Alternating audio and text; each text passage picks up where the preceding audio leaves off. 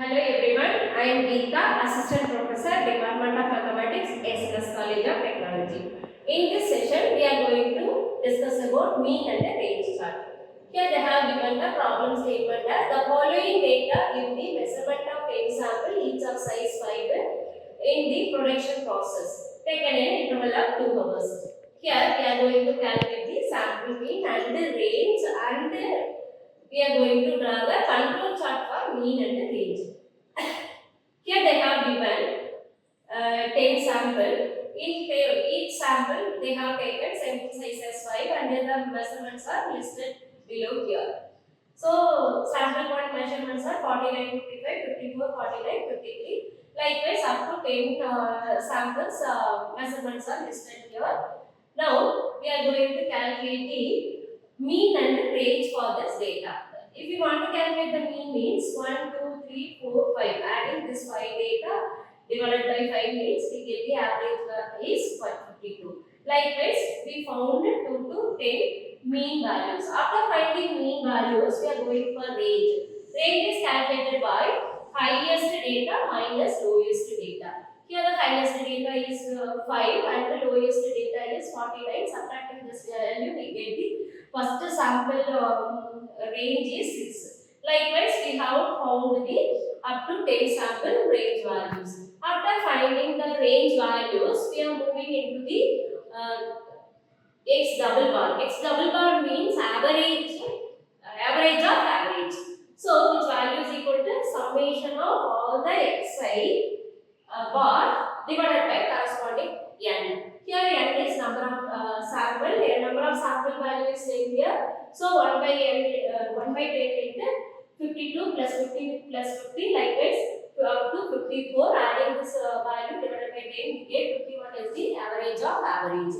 And we are going to calculate the R bar value, that means average of range value. So adding this range and divided by 10, we get the R bar value. After finding the average and the range value from the table for the sample size n equal to 5, we have the A2 value is equal to 0.577 and the D3 value is 0 and D4 value equal to 2.115. Now we are going to draw the control chart for mean. That means before drawing control chart, we have to find the central limit CL and lower control limit LCL and the upper control limit UCL. So here the CL is equal to x double bar. Already we found the 51. So 51 is CL and the LCL value equal to x double bar minus A2 into R bar. Here x double bar value is 51 and the A2 value is given in the table 0.577 and R bar value is 6.5. By simplification we get LCL value is 47.25. Now UCL value is equal to x double bar plus A2 into R bar. X double bar value 51, A2 value 0.577 and R bar value 6.5. So by simplification we get UCL is 54.75. After that we plot the sample points and the mean into the graph. That means 1 sample point mean value is 52, sample 2 mean value is 50. So likewise 1, 52, 2, 50, 3, 50 up to 10, 54. So plotting this point, we draw this line. After tracing this line, we draw the CL central line that is equal to 51.0 and the LCL line 47.25 and UCL line 54.75. After drawing this line, we observe this graph here. Fifth data, that means 5, fifth data 5, 47, which is below the LCL line. So here our conclusion is fifth sample mean fall outside the LCL line. So the process is out of the control.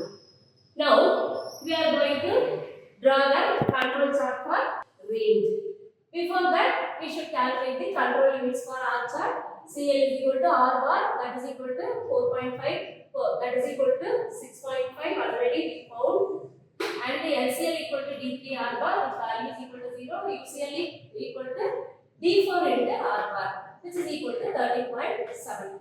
So after that, here also we draw the graph for the sample and the range. So sample 1 and its range value is 2 and its range value 7. Likewise, sample 10 and its range value 4. After plotting this point, we trace this line. After that, here the LCL is 0 and the CL is 6.5 and UCL is 13.74. Here our conclusion is all the sample points. That means this graph fall under the LCL and the UCL lines. Hence, the process is under the control. Thank you.